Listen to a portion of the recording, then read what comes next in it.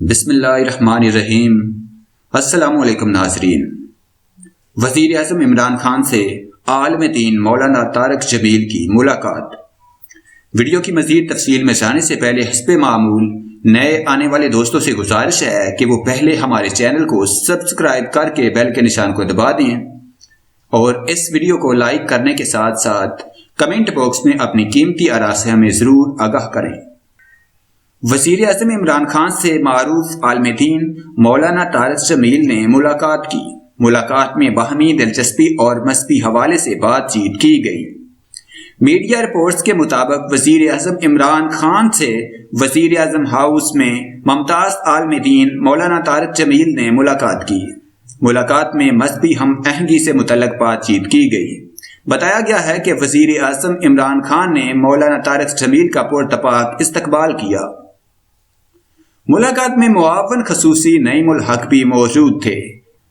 اس سے قبل وزیر اعظم عمران خان کی زیر صدارت حکومتی ترجمانوں کا اجلاس ہوا، جس میں وزیر اعظم نے ترجمانوں کو اپوزیشن کے خلاف سخت رویہ اپنانے کی ہدایت کر دی۔ وزیر اعظم نے ترجمانوں کو دورہ امریکا پر بھی اعتماد میں لیا۔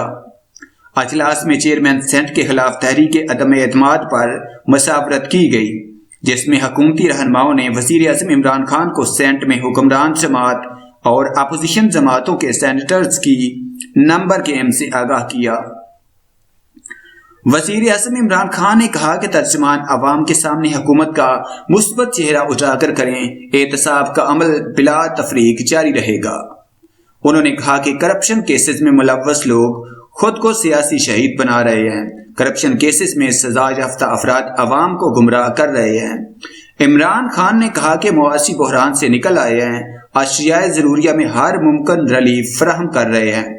دوسری جانب امریکی محکمہ خارجہ نے کہا کہ اب وقت ہے کہ امریکی صدر اور سیکرٹری سے وزیر اعظم عمران خان کی ملاقات میں کیے گئے وعدوں پر عمل درآمد کیا جائے۔